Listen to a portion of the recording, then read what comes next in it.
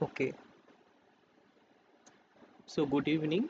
Uh, Welcome to the fifth live session for applied linear algebra. And the agenda for today is to discuss some sample problems, and the topics will be the ones which have been covered in the week number 5 of the course, which are already available in the NPTEL course webpage.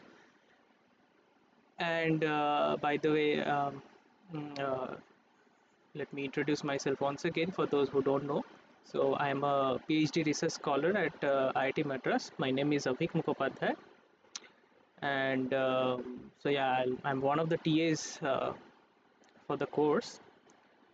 Um, so in the week 5 of the course, the main topic that was discussed was the least squares approximation method, which has widespread applications. We saw some different case scenarios, right? The typical MIMO system, the channel estimation process involves the least squares method, and in ML as well. I mean, in machine learning as well, we saw how like least squares can be used in linear regression and stuff like that. So let's get started with today's session. Some of the questions for today may have some overlap with the previous week's contents, but anyways, it's good for us to revisit them. So let's begin. So this is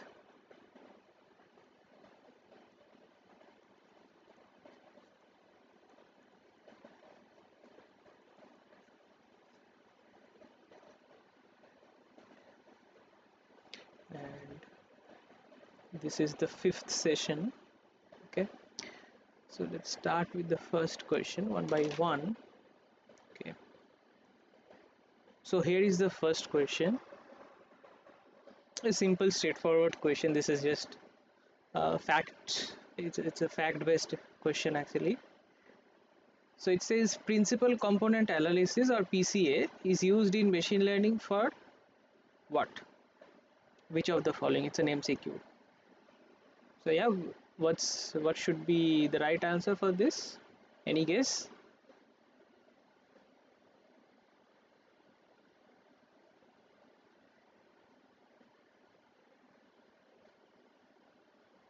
PCA we have I think discussed in the last week's tutorial. So basically principal component analysis it's like fundamentally based on the concepts of all these matrices, linear algebra, everything.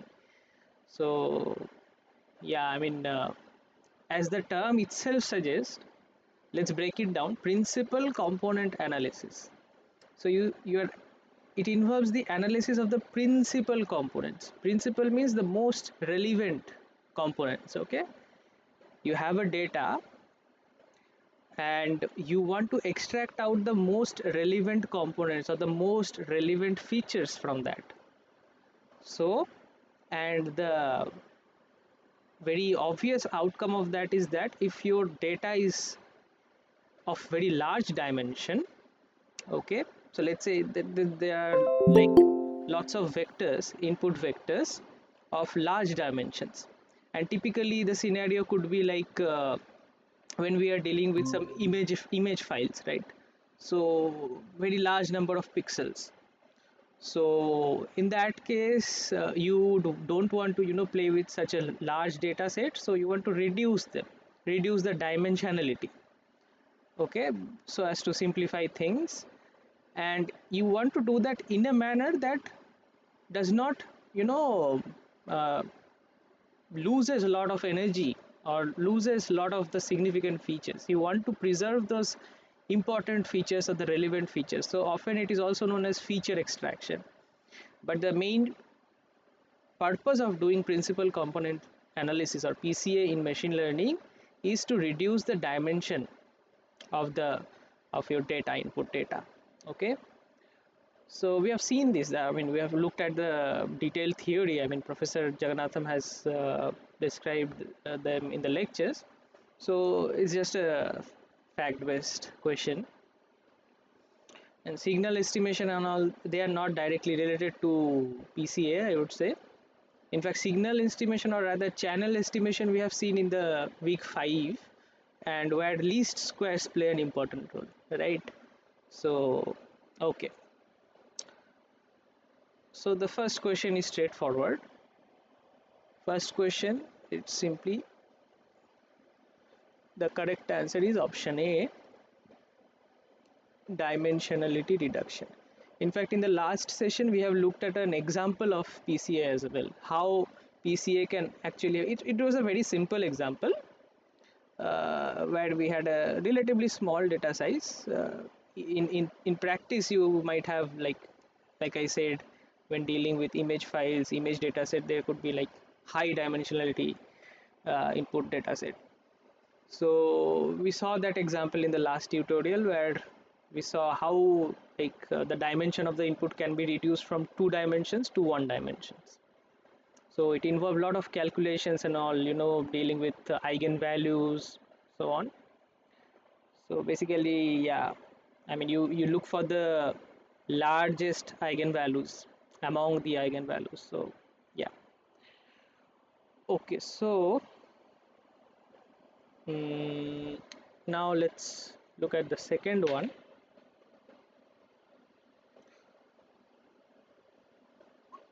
Okay,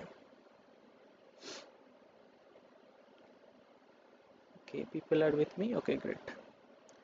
So yeah, for the second question, if anyone wants to give his or her thoughts about how to proceed, we are given a matrix A, okay, which has these entries, and we are asked to find the pseudo inverse of the matrix A. Okay, so what do you think? Like, and it's a calculation based question. We have looked at pseudo inverses, right?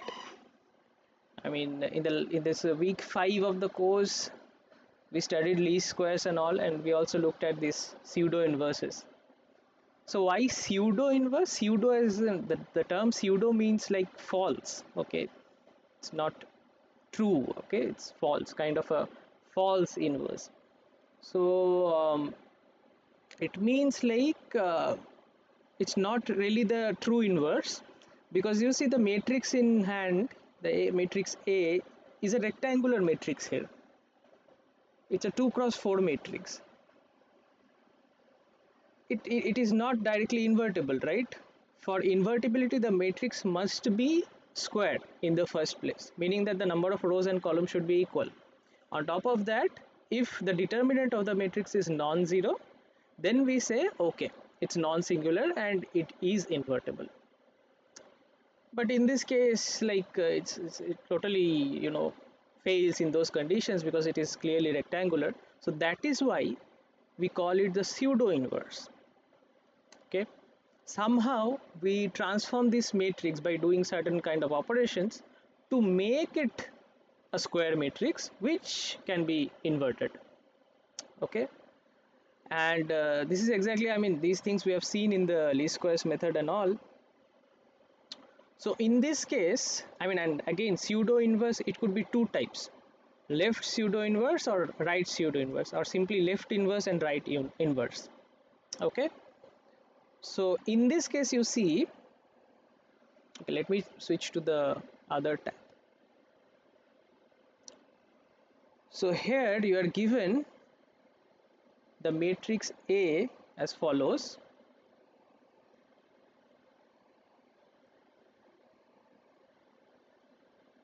Okay, so this is clearly, as I said, it's a rectangular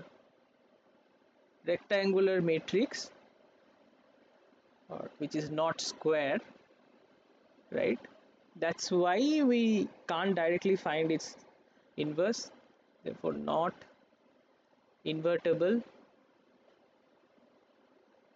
So we are going for, therefore go for pseudo inverse.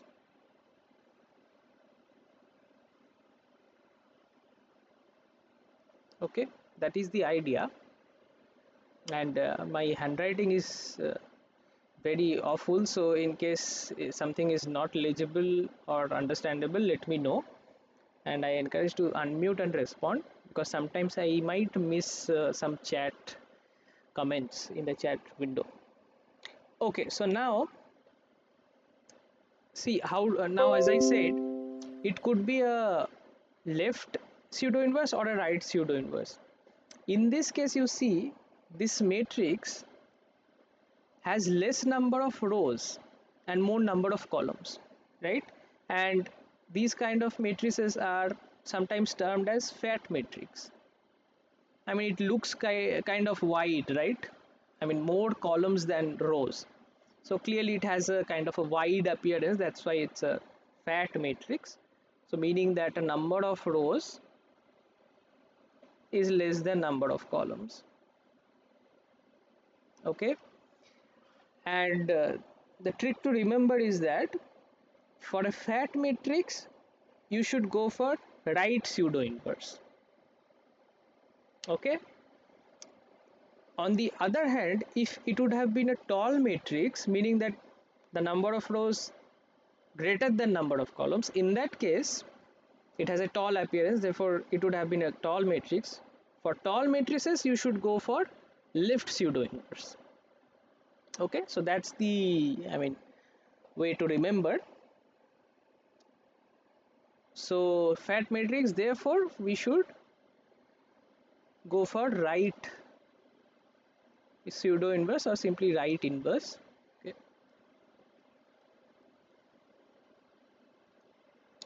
All right. I mean, there is a mathematical argument behind this, which I'm not going into the details due to time constraints. So, and the formula here which must remember is that consider this quantity here, a transpose, a transpose the whole inverse. What is this equal to?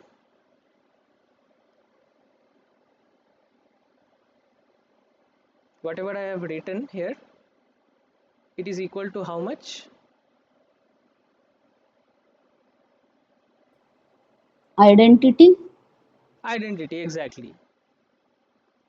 Thank you. So it's the identity matrix. Basically, we have a transpose, this part, which is some matrix, right? And we have a transpose inverse post multiplied to that. So that would clearly give me the identity matrix, right? You can treat it as some matrix B. So this is nothing but B inverse. So B times B inverse is definitely identity, right? So that's the definition of, you know, inverse. Okay. Okay. So now this way I can write it, I can express this, and now you consider this part, okay, this portion, okay, whatever is present on the LHS to the right of A, whatever is present, okay, I am calling this portion as my A, let's say A right inverse. So it denotes the right inverse of A, okay, I'm calling it, okay. So this denotes basically the right pseudo inverse of A. Why? Because this whole thing is multiplied to the right of A such that it results in the identity matrix. So it is somehow playing the role of an inverse, but it is not exactly the same as A inverse, because we know A is not invertible, it's not square. So it is some kind of a matrix which behaves as an inverse, although it is not the true inverse of it, and it is multiplied to the right of A to give me identity. That's why it's called the right pseudo inverse.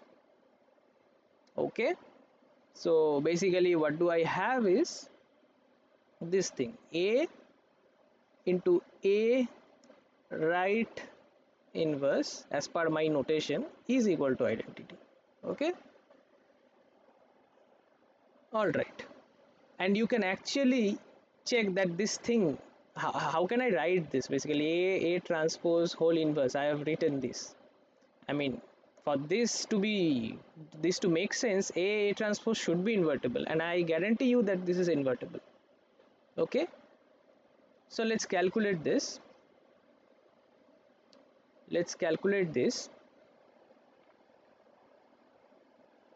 So let's do it step by step. Okay, so what is your before starting, so what is my right inverse? Is the portion to the right of a, right, on the LHS. So that is a transpose a transpose the whole inverse.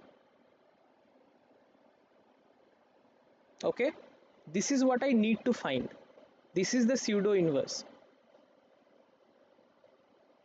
Okay, so this is what I need to find.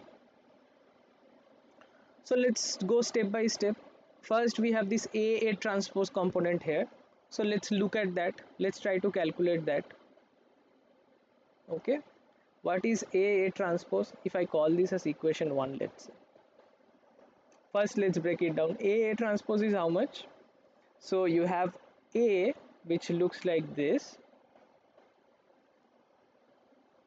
minus 1 1 minus 1 minus 1, and its transpose. By the way, before I proceed, I am using transpose here because the matrix in our problem is a real matrix, right? The matrix has real entries, they are all real numbers, so there is no complex entries in the matrix, right? In general, if the matrix is a complex matrix with complex entries, then you have to replace this transpose by the Hermitian, which is the transpose and conjugate. Some textbooks use the star notation, some use the dagger notation, some use the H stands for Hermitian.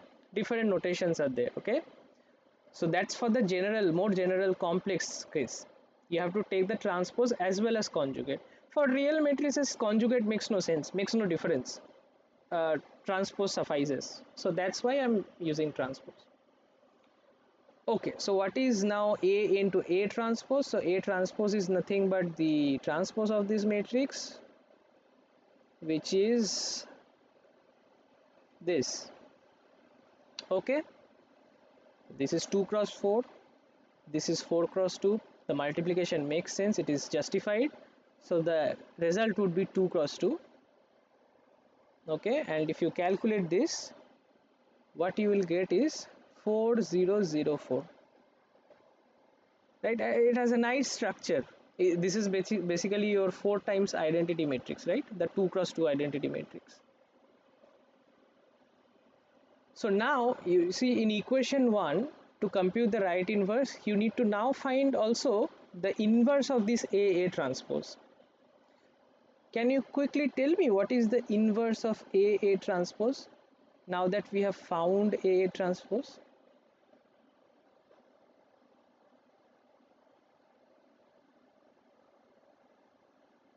It's a 2 cross 2 matrix. It's not a big thing to calculate the inverse, but I am saying you can simply tell it within a second just by looking at A transpose.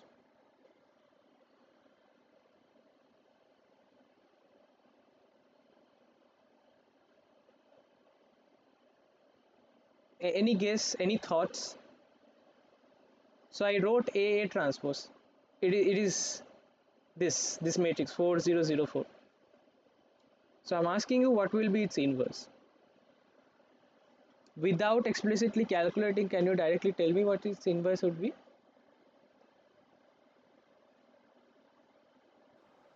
If we consider it as a multiplication, then can it be 1 by 4? Can it be? Or is it one, oh no, 1 by 4? Yeah, exactly, I don't 1 by 4. Exactly. Oh, okay, okay. Exactly. So the idea is that this matrix has a special structure, and these kind of matrix are known as diagonal matrix, because you see only the entries in the principal diagonal. This is the diagonal, this is called the principal diagonal or the main diagonal. This these elements, these are the non-zero entries in this matrix. Rest of all the entries are zero. Off diagonal elements are zero. Okay, so for these kind of diagonal matrices, and of course it's a squared matrix, you can simply just write its inverse, which will also be another diagonal matrix. You just have to take the reciprocals of the diagonal entries. Okay, replace them by their reciprocals, that's it. So this will be simply 1 by 4 0 0 1 by 4. Okay, and you can multiply them together and check that indeed you will get identity. This is nothing but in another form you can write it as I by 4. Okay. So that is the, I mean, it simplifies the process. Whenever we have a nice diagonal matrix in picture, calculating the inverse is very easy. Okay, now what's remaining? We again need to pre-multiply with A transpose. So let's do that. So therefore my right inverse is nothing but A transpose into A transpose the whole inverse, which we just calculated, and A transpose is nothing but this matrix here. By the way, let me know if I'm going at a low pace or a fast pace. If anything is not clear, please feel free to interrupt me. And this is 1 by 4 0 0 1 by 4. Okay, this 2 cross 2, again multiplication makes sense. So my result would be of course a 4 cross 2, and if you do the multiplication, what you will get is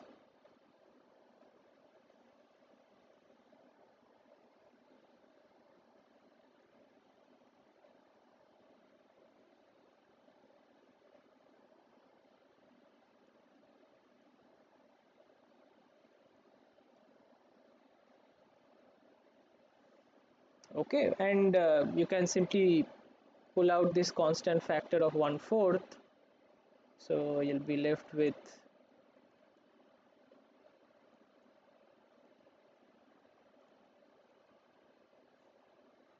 this matrix. Okay, so that's your pseudo inverse, in this case the right inverse, and it matches with the option D. Okay, it matches with the option D. Okay, any doubt? Any doubt so far?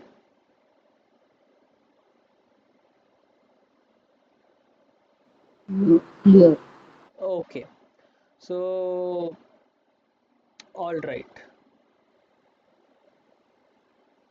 so that is the thing. So you saw that it's a fat matrix, therefore you decided that okay, I have to go for right inverse. And I think in the lectures what we have seen mostly is the left inverse, okay, which applies for the tall matrices, like I said. So we'll look at those examples as well. Okay, now moving to the third question. Let's see what's the third question. Okay, again this is something I think from the week 4 contents. Okay, so what we are given is an Alamouti coded system. Okay, so Alamouti codes, again used in communications, sometimes referred to as space-time codes. So the channel coefficients of this system, so this is a transmitter receiver system, okay, with my antennas, and the channel coefficients, there are two channel coefficients, H1 and H2, which are complex valued, as you can see. So this j is here the iota, basically square root of -1. Okay, now given this information, the effective channel matrix for this system will be what? Okay, now again this has been discussed by Professor Jagannatham in, I think, the last lecture of week 4, most likely, where he was teaching unitary and rotation matrices, remember? So let's look at this. Let's look at this. So this is Alamouti codes.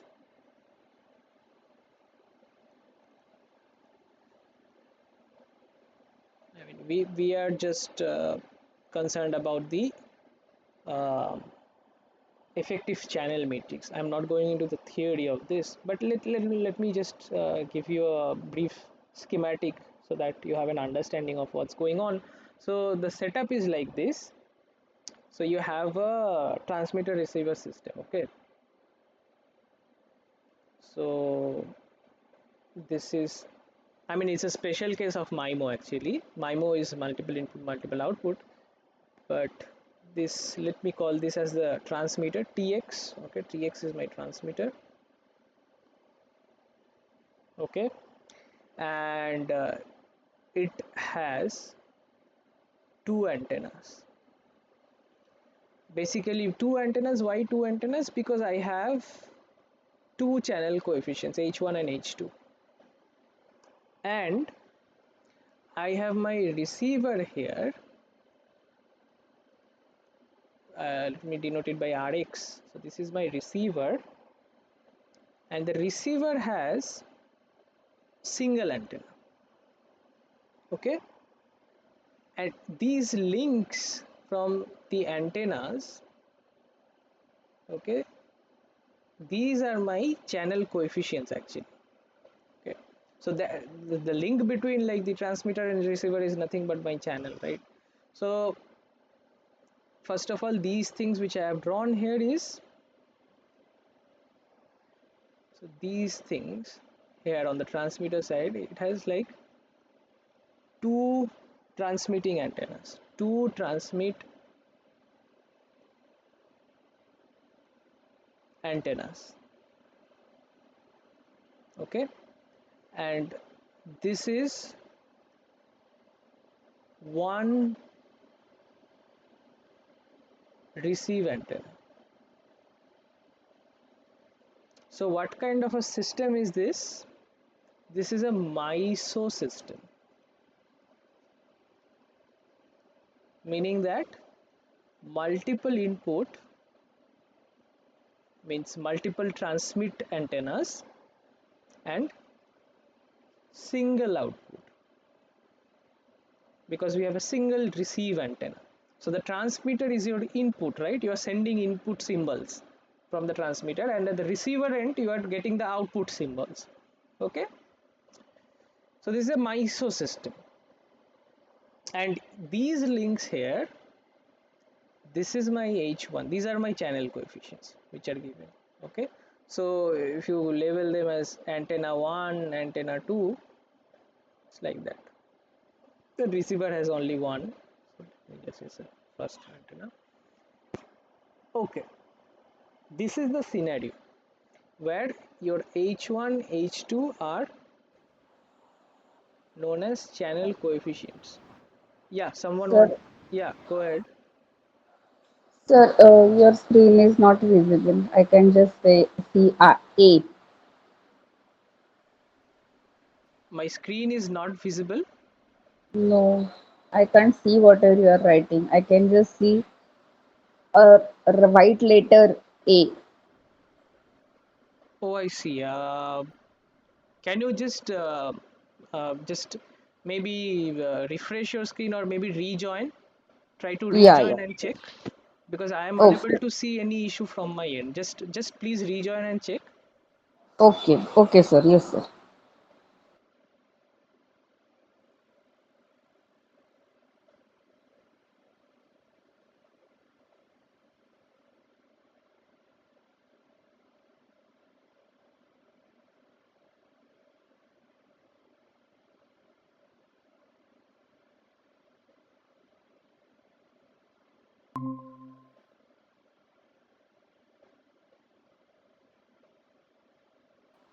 Yes, sir. Now I can see. Okay, great. Yeah, thank you. Okay, so I mean, did you miss out any information? Like, were you unable to follow some part? Should I repeat anything? No, no. I wrote my, so I wrote the, I have written down. I didn't Oh, miss anything. Yeah, okay, okay, okay, great. So, okay, thank you. so let's continue from here. So this is the setup, this is the scenario, and we want to find the effective channel matrix. Effective channel matrix for this Alamouti coded system, this MISO system. Okay. That basically we want the matrix. Okay, so let me denote it by capital H. So that is given by, I mean, you have two just channel coefficients, so you can form a 2 cross 2 matrix from that, and it is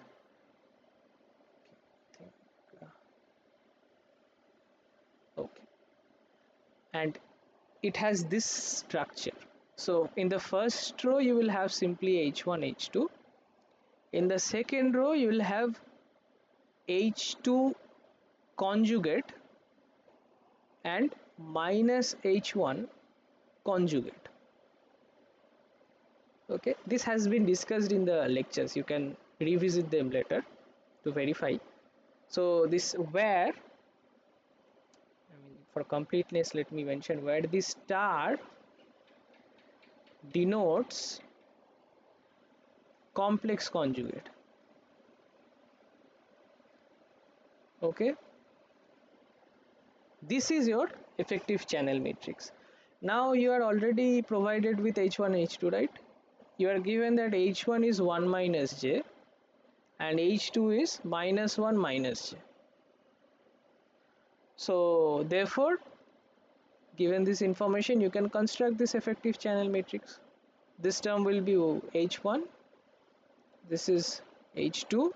What is h2 star? It's the complex conjugate of h2, which is nothing but minus 1 plus j, and we need to find minus h1 star.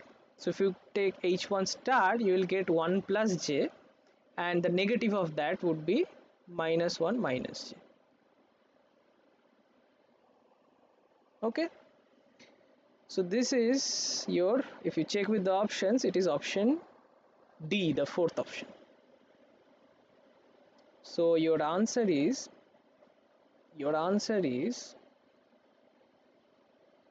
option D. And this was discussed in the lectures during the lecture when unitary matrices and rotation matrices were being discussed. So basically, I mean, you can actually, this is very close to a unitary matrix. This matrix H which I have written here, the effective channel matrix, it's not exactly a unitary matrix but very close. What basically remains is to normalize this, and in the lectures also it was shown. I mean, if you normalize it, you have the channel vector, right? Channel vector is basically consisting of your channel coefficients.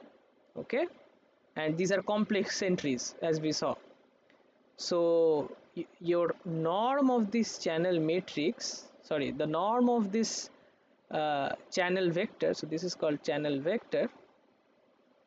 Channel vector it contains the channel coefficients, right? So the norm is nothing but square root of the sum of the squares of the absolute values. Okay, because we are dealing with complex entries, it's the magnitude squared. Okay, it's the magnitude square. If there are real numbers, you can simply just square them up and add them and take the square root, but in this case we have to consider the magnitude because they are complex numbers. So this is how you find the norm.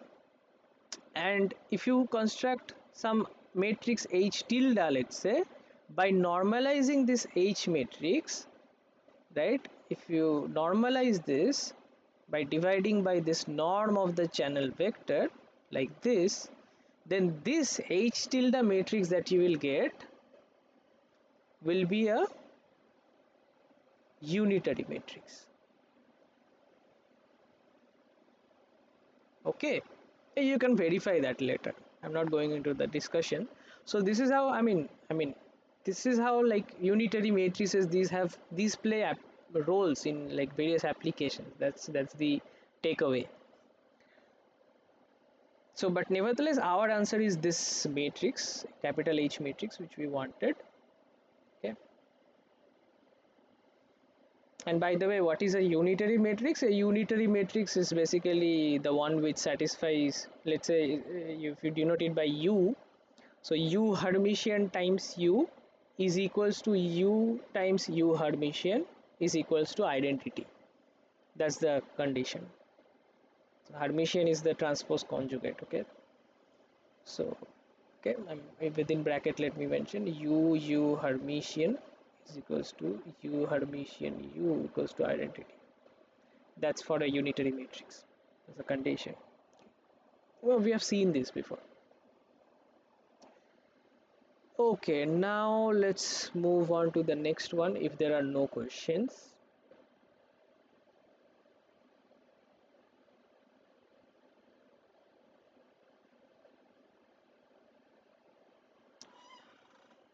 Okay, so please read the fourth question.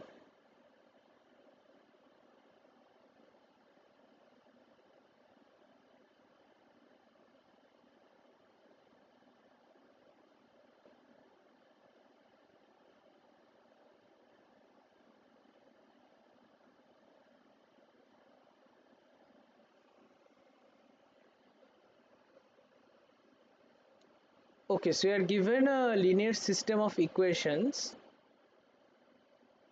Okay, first you formulate in a mathematical form as follows: y bar equals to a times x bar.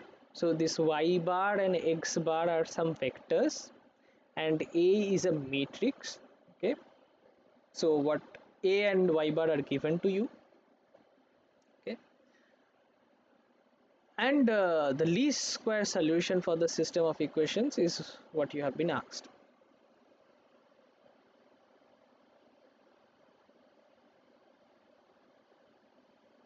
Okay, in general, if you have some y bar equals to ax bar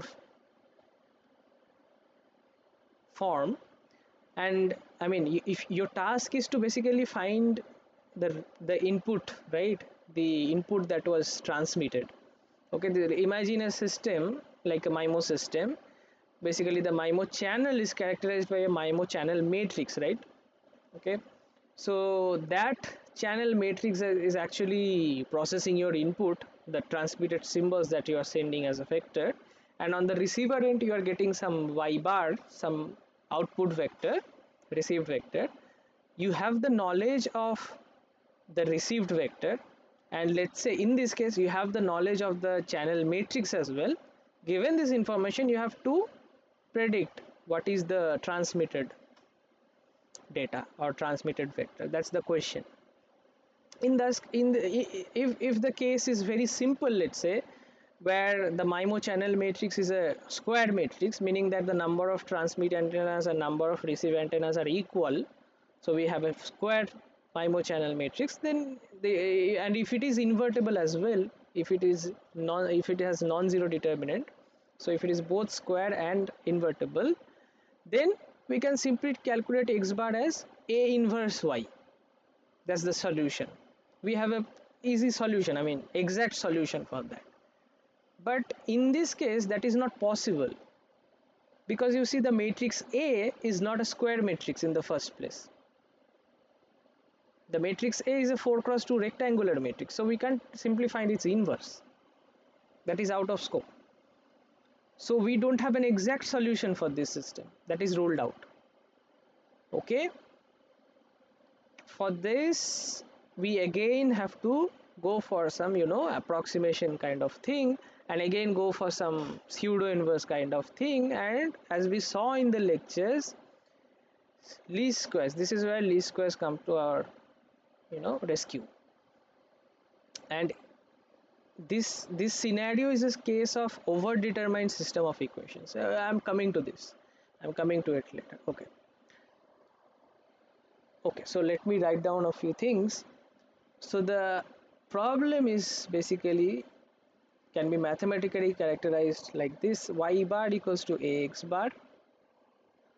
Okay, your A is this rectangular matrix 1 minus 1 minus 1 1.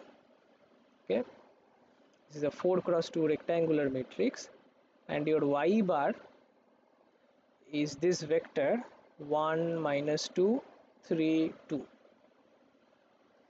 This is a 4 cross 1 vector.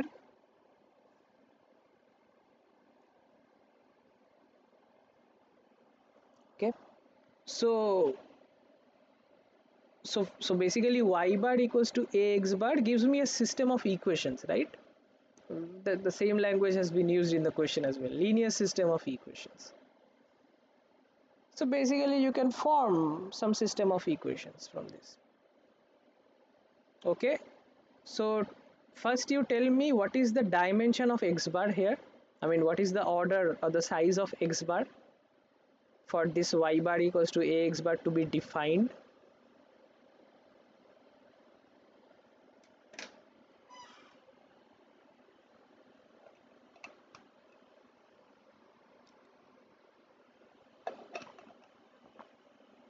Yes, what should be the size of x bar? You know what is a, what is y bar, you know their sizes, dimensionality. So for y bar equals to ax bar to be defined, what should be the size of x bar? Are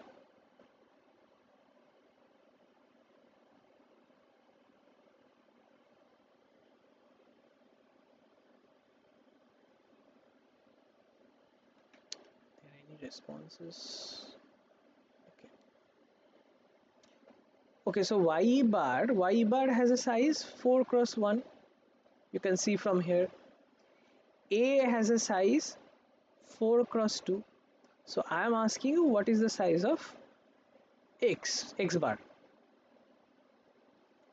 So in the first place, I mean in general, if you multiply two matrices, let's say you are multiplying a matrix P with a matrix Q, if P has size m cross n, meaning that P has m rows and n columns, then for PQ to be defined, the number of columns of P, which is n, should be equal to the number of rows of Q. Okay, so it must be, Q must be some matrix which has n rows. Okay, so these two should match for this PQ to be defined. Okay, number of columns of the first matrix should be equal to the number of rows of the second matrix in the multiplication, and it could be anything. Let's say, let me call it whatever, mn small p perhaps, and this should match, these n, this should match. And what would be the, okay,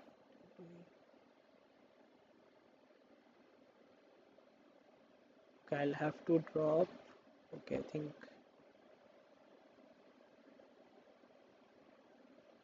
okay, okay, no issues, no issues. I mean, it's okay, yeah, it's okay.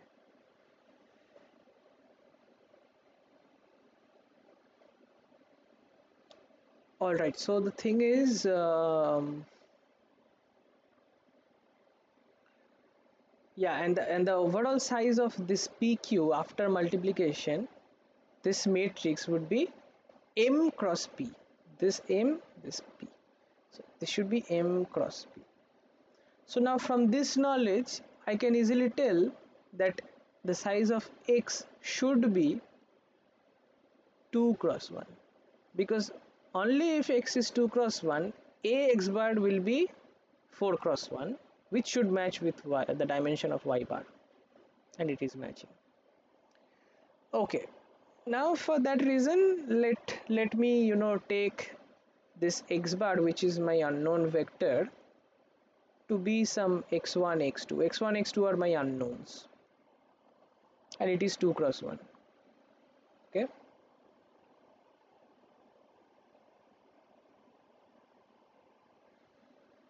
okay, so now from this given constraint, Ax bar equals to y bar. If you take this matrix, multiply with x bar and equate it to y bar, basically if you do this,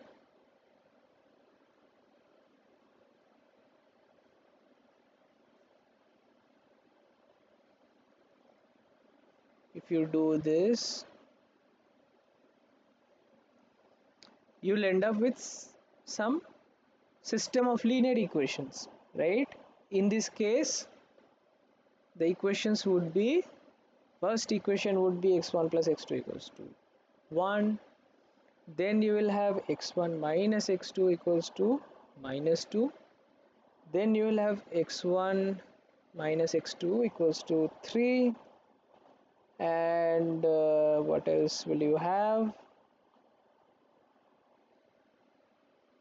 X1 plus x2 is equal to 2. Another way to check, like clearly check, I mean, that A won't be like invertible any case, because the second row and third row are the same, and you can basically uh, vanish one of them. But anyways, I mean, that's not even a question of thought, because it's already a rectangular matrix.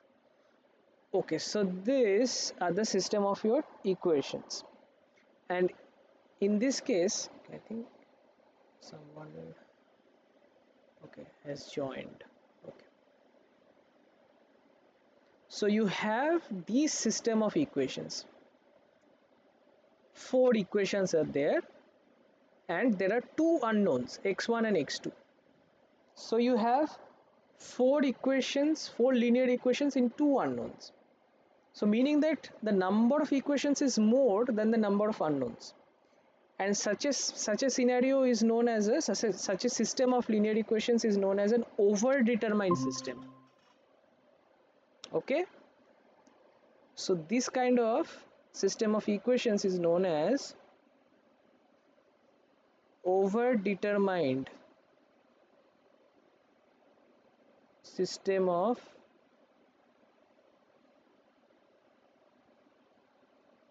linear equations. Overdetermined makes sense because you have more equations, okay, than the number of unknowns. So this means like number of equations, here we have 4, which is greater than number of unknowns. And how many unknowns are there? It is 2, x1 and x2.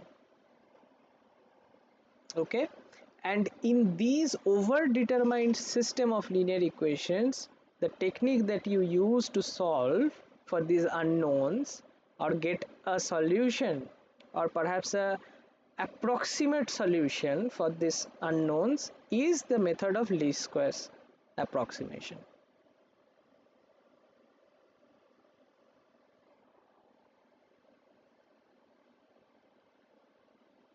So least squares solution is what you can do.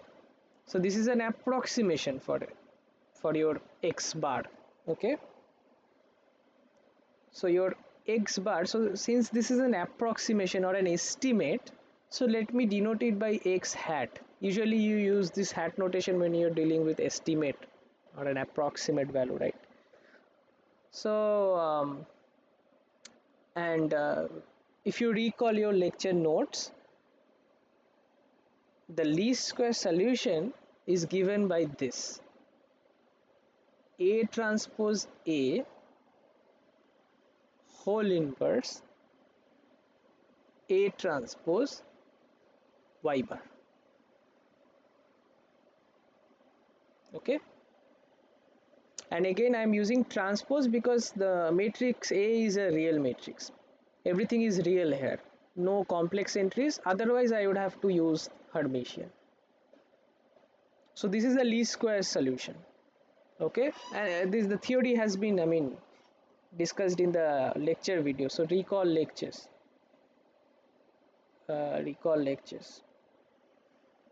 Okay, And the thing is like, um, how do I say this? Mm, so you see here we are doing something like A transpose A and taking its inverse. So in the previous case where we had that fat matrix, remember, we did something different. A transpose and then took its inverse and so on. So that was the right inverse. But in this case, we don't have a fat matrix. We rather have a tall matrix. Okay, and we have an overdetermined system of equations. More equations than number of unknowns. So this is how you get the least squares, and the derivation has been discussed in the lectures. So you can refer to that later. So the form is slightly different, right? Okay, so A here was originally a rectangular matrix 4 cross 2. Therefore we made a square matrix by doing this A transpose A. Basically if A is 4 cross 2, which is the case here, my A transpose would be 2 cross 4, and if I multiply A transpose with A, so I'm multiplying a 2 cross 4 matrix with a 4 cross 2 matrix, and I'll get the result as a 2 cross 2 matrix, which is a square matrix, and I'm claiming that it is an invertible matrix as well. Okay, that's why this A transpose A whole inverse is makes sense. Okay, now you have to find this. So let's do it step by step. Let me first evaluate this A transpose A term. What is A transpose A? A transpose is basically transpose of A, which is this, and A is your given 4 cross 2 matrix, which is this. Okay, and if you multiply them, you'll get 4004. I think in fact this is pretty similar to what we did in the previous question. So this is 4 times identity. Coincidentally, it's the same. Again, we land up with that diagonal structure, diagonal matrix. So, and we know that finding the inverse of a diagonal matrix is just simple. So basically you just replace the diagonal entries by their reciprocals, and the off diagonal elements stay 0. Okay, so this is basically your I by 4, right? Now what is your x hat? Your x hat, or the least square solution, is okay, A transpose A whole inverse A transpose and to y bar. So A transpose A whole inverse, this is just I by 4, right? This is I by 4, we found I by 4, and A transpose is this, and your y bar is already given the question, which is this, right? Identity multiplied to anything, I mean, results in no change. We just have this scaling factor of 1/4, which we will you know uh, multiply. So this is 2 cross 4 acting on 4 cross 1, so this will give some 4 sorry 2 cross 1 vector, right? So what will you get here is 4 and 2, and you can actually also rewrite this as, I mean, you can eliminate 2 actually, right? So this will, you can, I'm basically pulling out 2, taking 2 as common from the matrix and pulling it out, so it becomes 2/4, which is the same as half. This is this, right? This is the vector. This is your approximate, I mean, this is your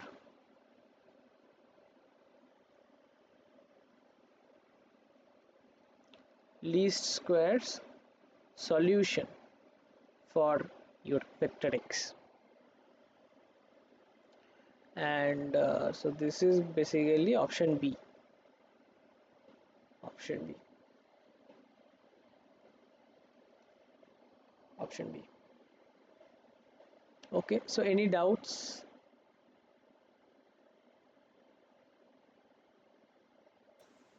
No, sir. Yeah, do you have any doubt? No, sir, it is clear. Okay, great. Okay, Thank great. you. Okay, yeah, sure.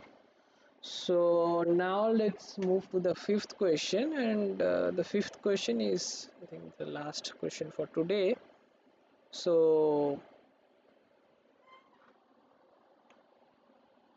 okay, again, this is an application of the least squares approximation, and yeah, so this is kind of a curve fitting problem.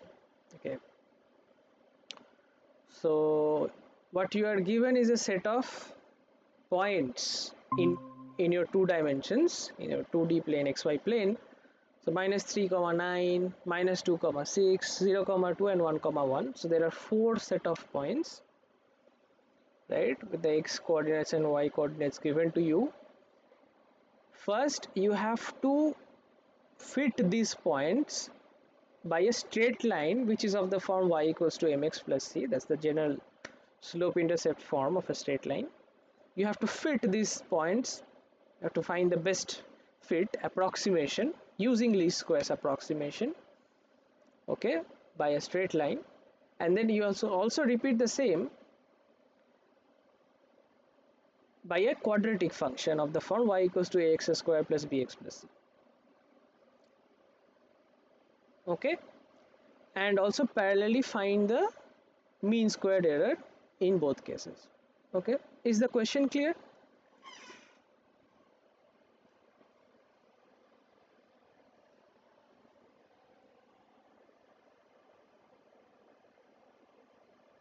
Okay, I think there is a internet issue from the students end, so yeah,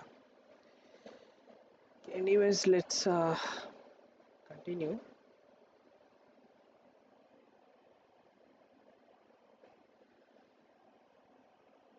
So we are being given some points, okay, so the first point, let me call it x1 comma y1, okay? That is nothing but your minus 3 comma 9, okay. The next point is x2 comma y2, which are minus 2 comma 6. Then I have x3 comma y3, which are 0 and 2, and similarly I have x4 comma y4, which are 1 comma 1. So I have these 4 points, right? Let me denote it as n, number of points. N equals to 4 points I have. First step is to approximately fit them using the least square approximation method by a straight line. Okay, so what is this? What is the equation of a straight line? That is the that approximately fits this set of points. Okay,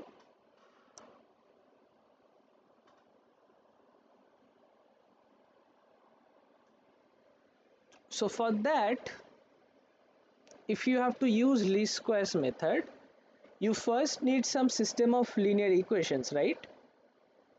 And in this case, you see y equals to mx plus c. In general, if you are considering an equation of a straight line, you have y equals to mx plus c, right? X is your independent, I mean, x is your basically x, and y is your dependent variable, x is your independent variable. So in the equation of a straight line, by default has this y and x element. but the two unknown things are your m and c. M is the slope, c is the y-axis intercept. Once you have the values of m and c, you have the complete equation of the straight line. So m and c are your unknowns actually. Okay. Similarly, for the quadratic equation y equals to ax square plus bx plus c, you will have three unknowns, those a, b and c. Okay. All right. So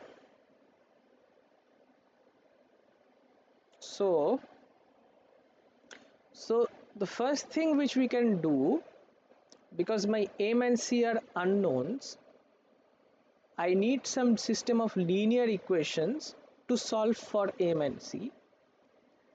So I have this set of known points, right? x1, y1, x2, y2, so on till x4, y4.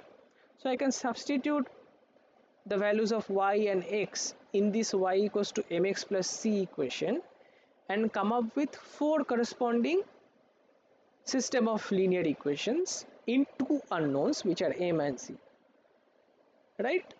So if I consider the point for minus 3 comma 9, if I substitute x equals to minus 3 and y equals to 9, the equation that I will get is,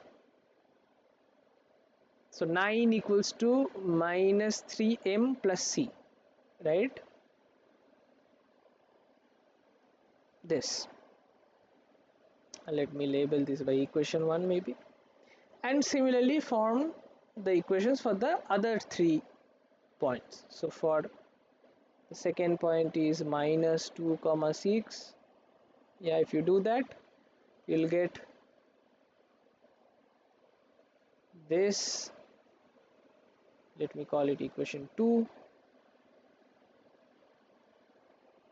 For 0 comma 2, you will get basically c equals to 2, third equation.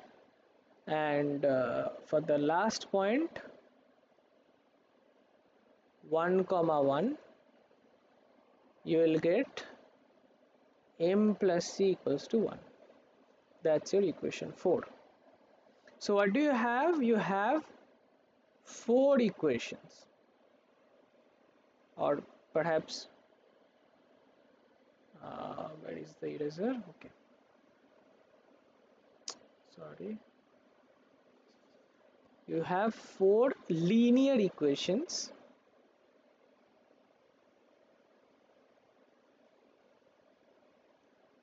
in how many unknowns? 2 unknowns, m and c.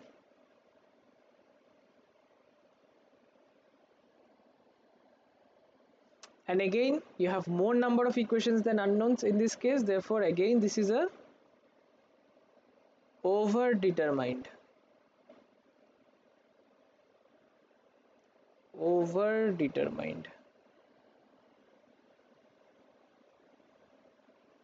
system of linear equations. And again, it makes sense to go for least squares approximation. So let me add a new page. So you have these 4 equations in 2 unknowns, right? And you can express this in a matrix form, right? You can rewrite this in a matrix form as follows.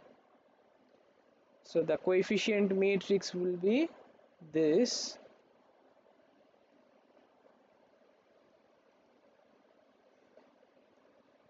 and the unknown vector would be this with the unknowns m and c, and on the right hand side you will have this constant vector like this, right? These 4 equations can be represented in this form, okay, matrix form. Okay, and if I call this my matrix A, let's say, and name this as matrix A, and let me call this my unknown x bar, which I want to actually fit into this data, and this is your let me call it as y bar maybe. and yeah, so then I'll go for the least square solution, which I'm denoting the solution by x hat because it's just an approximation or an estimate, as I said. And the formula we have seen in the previous question, it is A transpose A whole inverse times A transpose y bar. And again I am using transpose because we are dealing with real matrices. Otherwise, for complex matrices, you have to take the transpose conjugate or the Hermitian.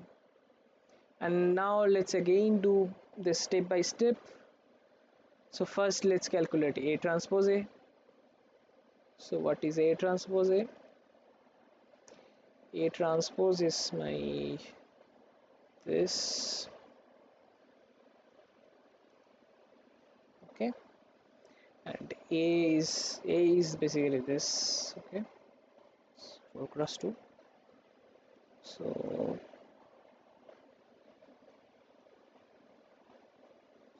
it's 2 0 1 1 1 1 1, okay,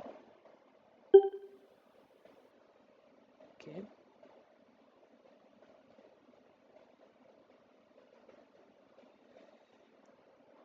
And so if you multiply them together, you will get this matrix: 14 minus 4 minus 4 and 4, the 2 cross 2 matrix. Okay, next step is to find its inverse as well, because we need its inverse to find x hat. So now okay, I mean, it's not very easy directly to tell what is the value, because it is no longer a diagonal matrix like we had in the previous questions. But anyways, it's just a 2 cross 2 matrix, and finding the inverse of a 2 cross 2 matrix is no big task. So we basically take the adjugate or the adjoint, sometimes known as adjoint, and divide by the determinant of A transpose A to get the inverse of A transpose A. And its determinant, the determinant of this is simply basically 14 times 4 minus 4 into minus 4. So this is 56 minus 16, which is equals to 40, and clearly this is not equals to 0. So A transpose A has a non-zero determinant, therefore it is non-singular and it is invertible. That's why A transpose A inverse in this expression is defined. I mean, it is invertible, right? So,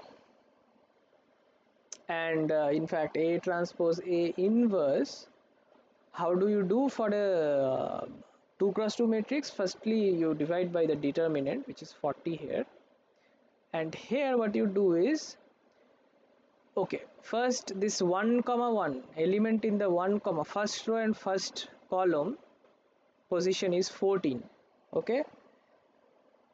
So you replace that entry, I mean, you basically exchange this 14 and 4 here.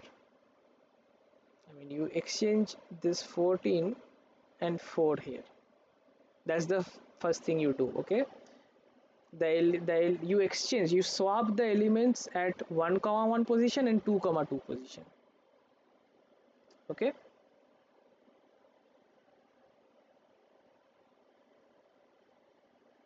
So what you will get is 4, and this becomes 14 now.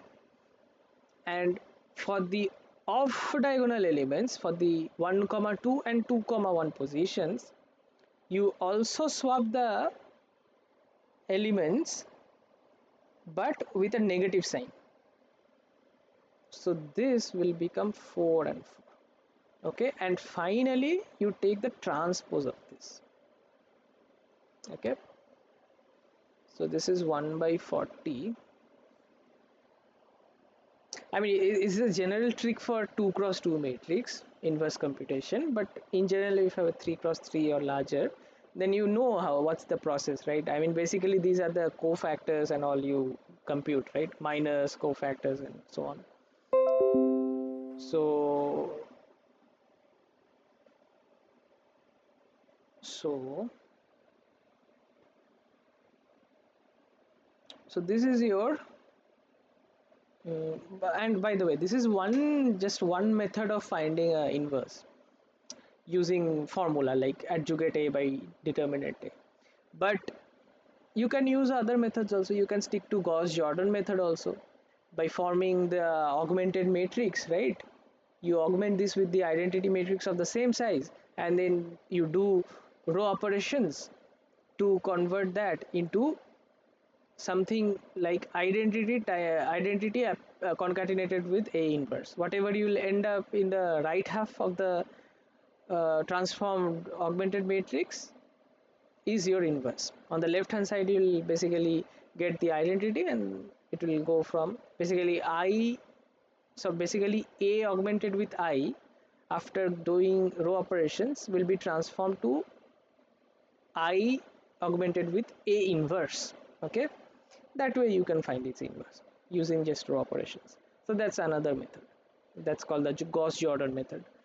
So, but here I'm just using the basic formula, and so this, I think in the first week, second week, we have seen them like the computing inverse and all in details. So this should not be a problem, and this is nothing but your 1 by 10, 1 by 10, 1 by 10, 7 by 20. Okay.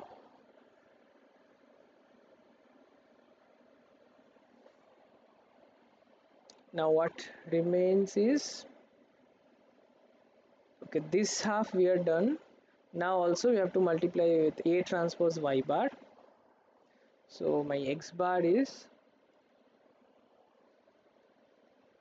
A transpose A whole inverse A transpose Y bar.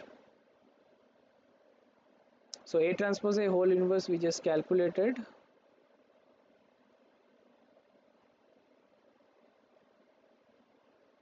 and my A transpose is, I know A, so I can write A transpose, and my Y bar is also known to me, this.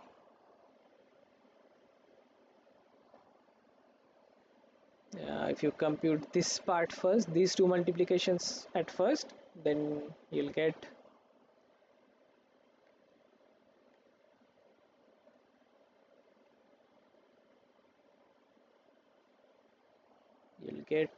a 2 cross 1 vector like this, and after doing this multiplication, okay, let me write it in the bottom.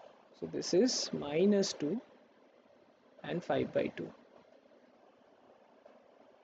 So this means this was your estimate of that x vector, right?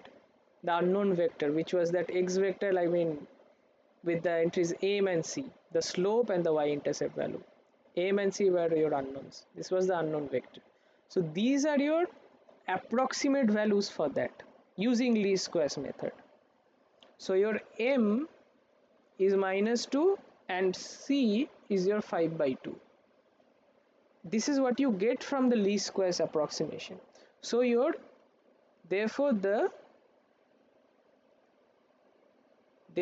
least squares straight line, basically least squares line is given by the equation of the straight line that you got from least squares method is y equals to mx plus c, and you substitute for m and c which you got. This is y equals to mx plus c, so m is minus 2, so minus 2x, c is 5 by 2, so plus 5 by 2. This is the equation of the straight line that is the best approximate fit for those set of five, those set of 4 points as per least squares approximation technique, right? And now additionally we also have to find the mean squared error.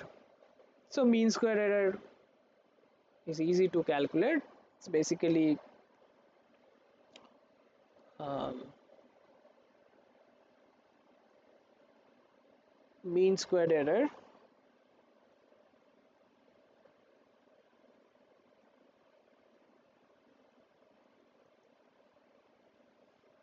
can be abbreviated as MSE.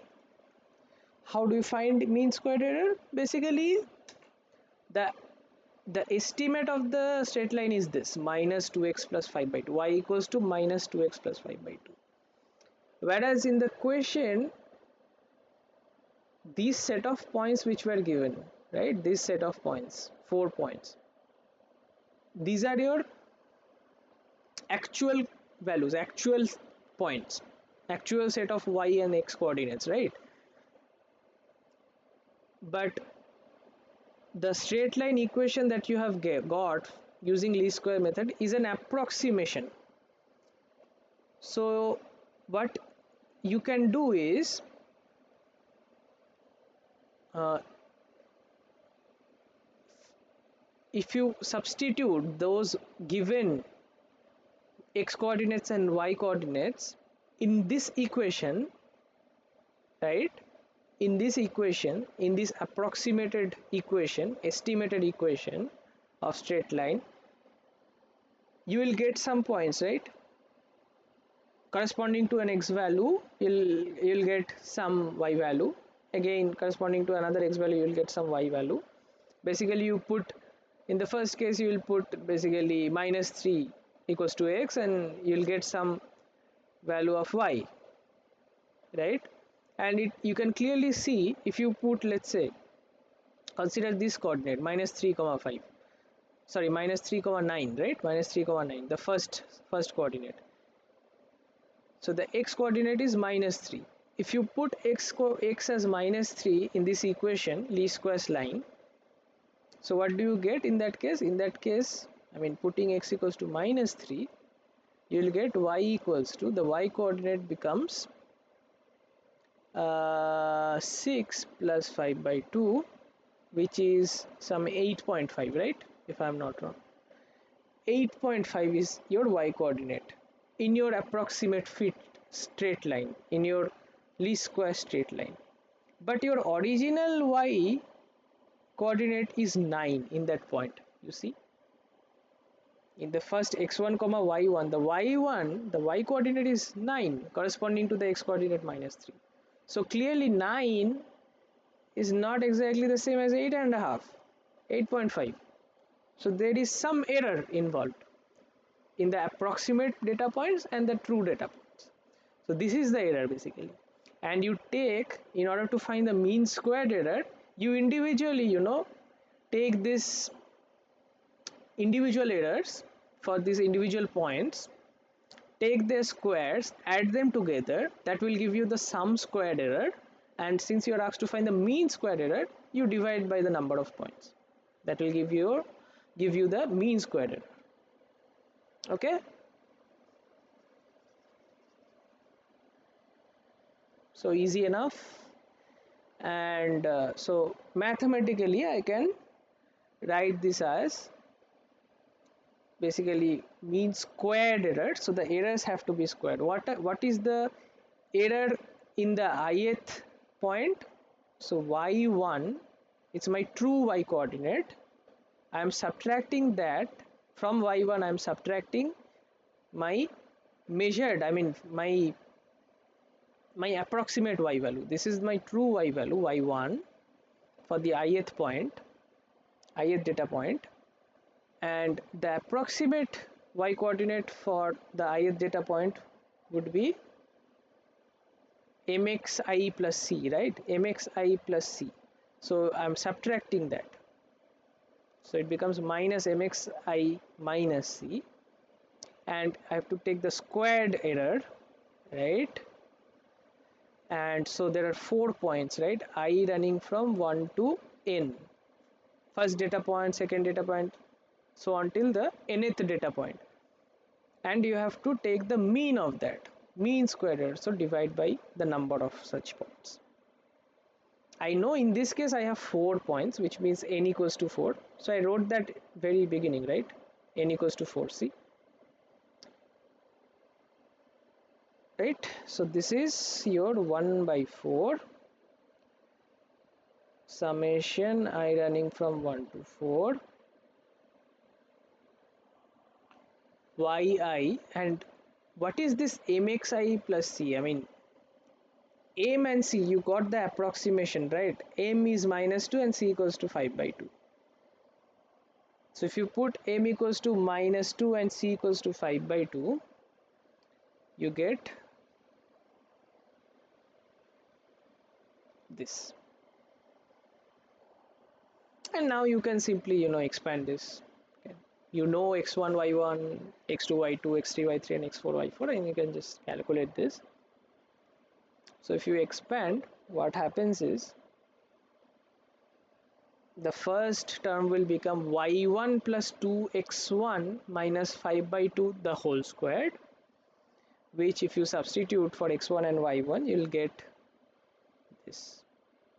Okay, this 5 by 2 I'm just writing as 2.5 in decimals, right? This will be your first term in the summation. Similarly, for I equals to 2, you'll have another squared term which looks like this.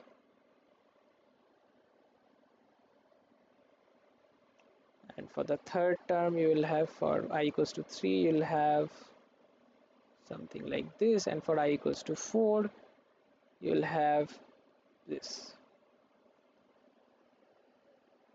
Okay, so this is nothing but 0.5 squared plus minus 0.5 squared plus minus 0.5 squared plus 0.5 squared. So this is nothing but, again, all individuals terms are 0.25, 0.25, 0.25. So this is 1, so this is overall 0.25. This is your mean squared error.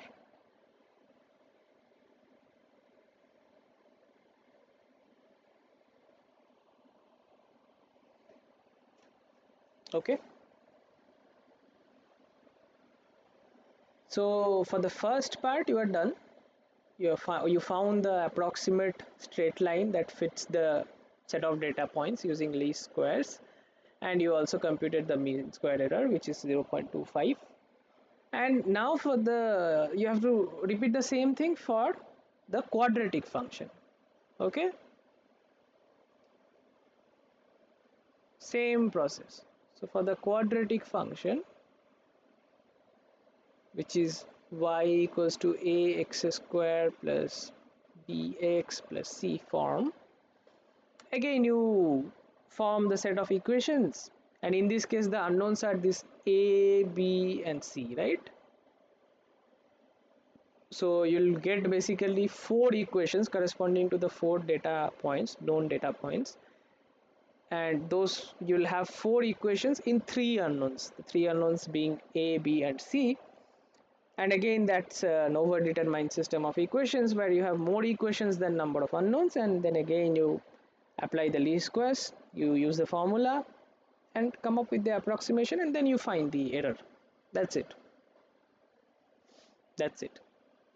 So again, I am forming the system of equations from the 4 given points. So for the first point, minus 3 comma 9, if you substitute x equals to minus 3 and y equals to 9 in this y equals to ax square plus bx plus c, the first equation that you will get is this. Let me call this as equation 5, because I think we already numbered the equations before. There were 4 equations, I think. Yeah, so already we have equation 4 here, so I'm starting with equation 5. Similarly, for the second point, which is minus 2 comma 6, you'll get 4a minus 2b plus c equals to 6. Let me call it equation 6.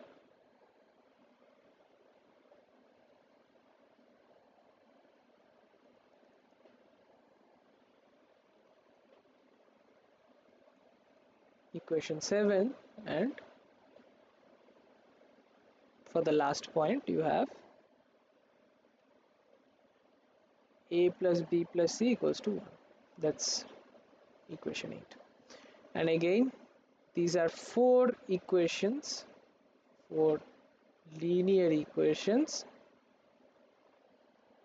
in three unknowns.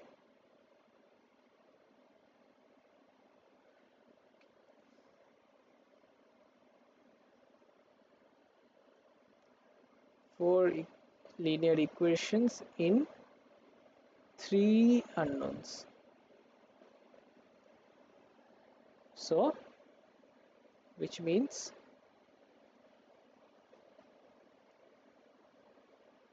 overdetermined. Let me try to fit this in a single line. It's always annoying when you run out of space. So this actually means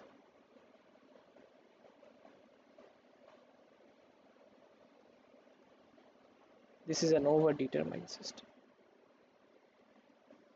And again, we use the least squares technique. So first, again, represent these four equations in the matrix form.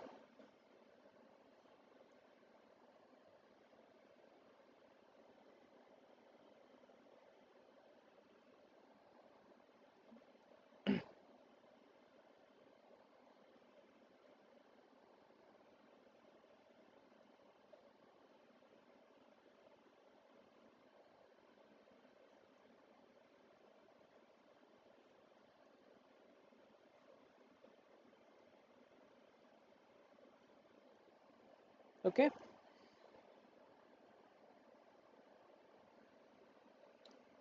so let me call this matrix A, although I think used for the first part also I used the same notation, but I mean this is a second part, so this is completely independent of that, although there is a I mean slight abuse of notations, but I hope it's understandable. So again I am using that ax bar equals to y bar only. Okay, now the task is to find the estimate for x bar, right? So you find the least squares solution, right? And how is that given?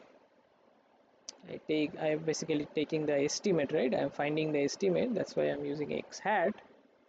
That is again A transpose A whole inverse A transpose y bar. And let's calculate it step by step. First let's find this A transpose A part. So I know A, I can take its transpose, which looks like this.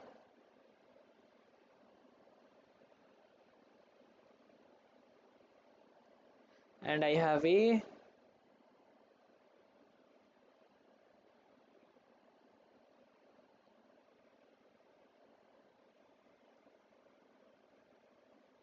If you multiply them, you will get this matrix.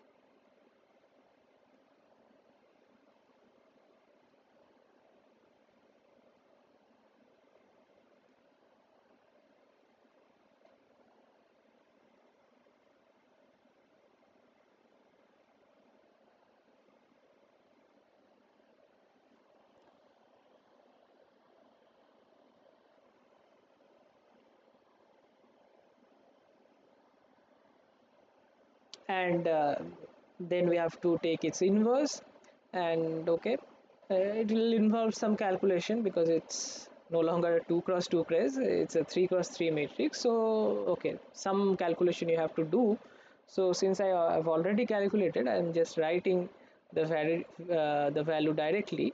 So you just verify this, that A transpose A whole inverse will be this, 1 by 9, 2 by 9, this is 9, okay, minus 1 by 6, that's your first row. Then you have 2 by 9, then you have 49 by 90, then you have minus 7 by 30, then you have minus 1 by 6,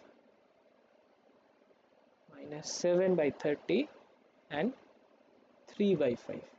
This will be the inverse. Then okay, and few more multiplications. So x hat is your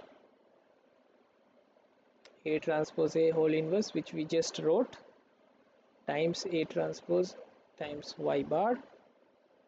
So A transpose A whole inverse we just wrote, that's this matrix.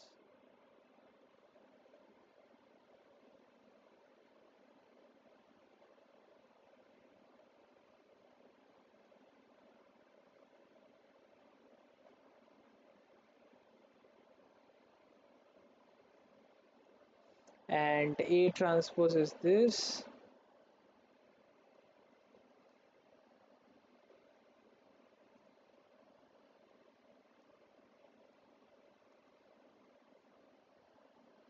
and y bar is 9621. Okay, so if you first evaluate this this product first, then what you will get is, or maybe I'm just writing, you know, or let me just write it. Okay. This way it will be easier for you to verify each and every step whether I made any calculation error or not. Okay,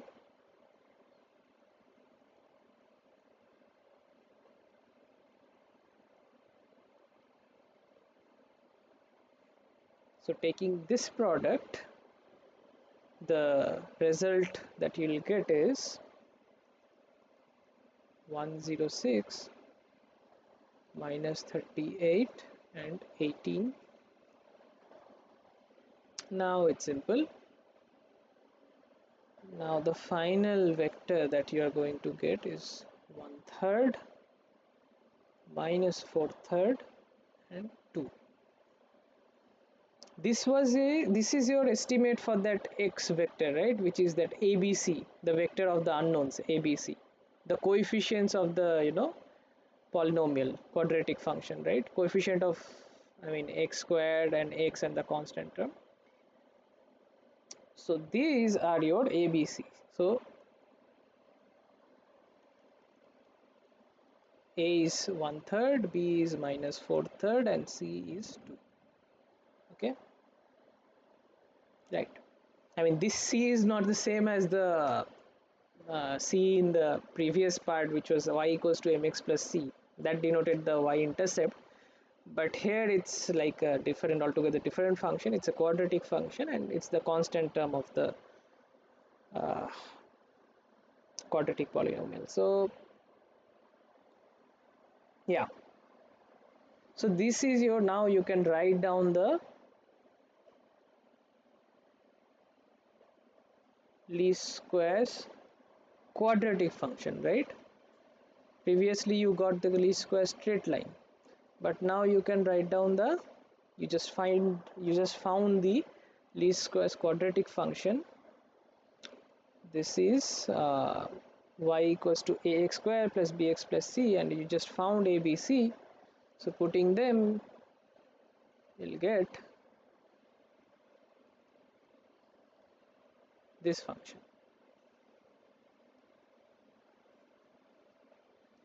Okay, right. And now what's the last step? To find the mean square error. The mean square error,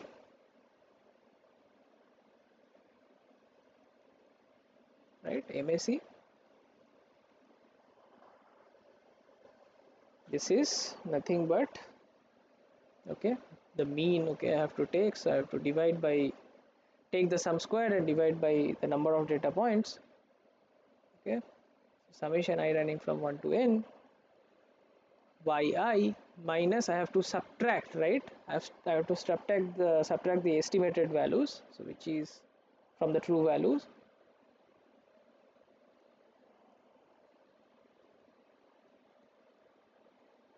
this.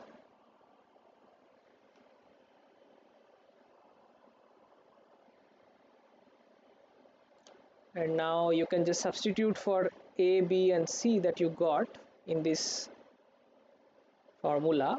So this will be, an n is 4 because we have 4 data points, so I running from 1 to 4, and this is yi minus, I'm substituting for a, b and c.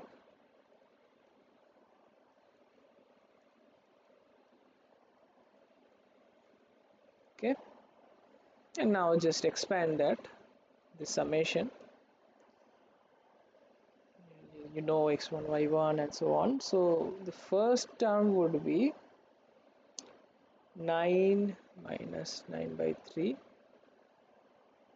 plus 4 by 3 into minus 3 minus 2 the whole square. This is my first term inside the summation, and similarly for the second term I'll have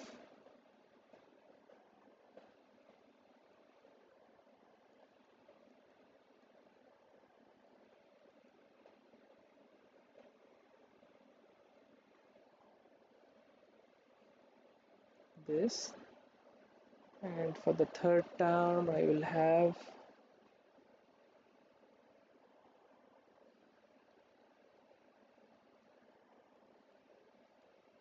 this, and finally the fourth and last term would be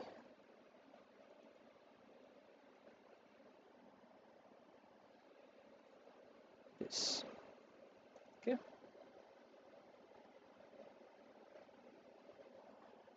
and you can check that all these individual terms inside this summation are actually 0. So this is basically, this will evaluate to 0 squared plus 0 squared plus 0 squared plus 0 squared, which is actually 0. So this is like a perfect fit. So there is no error between the uh, approximated quadratic function and the, true set of points. So if you, meaning that if you substitute for x1 and find y1 using this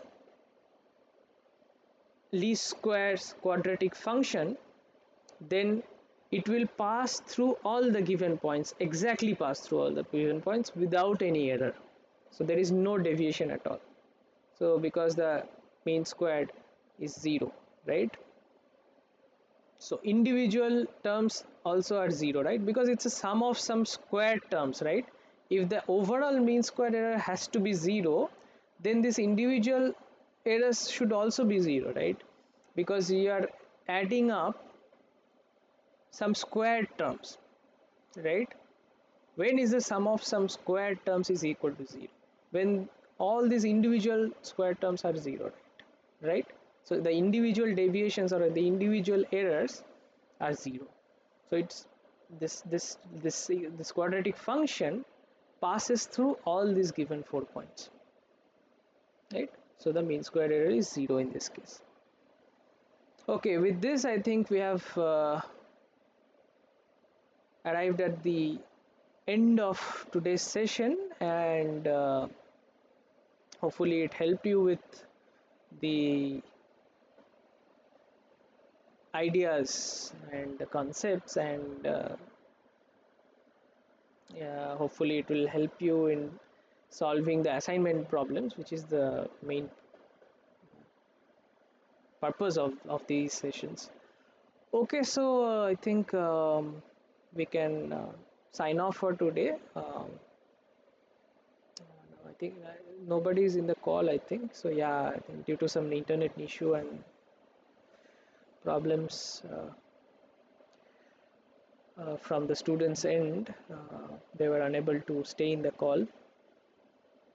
Okay, then I shall stop the recording and we'll meet again on next Friday, 6 p.m. Thank you.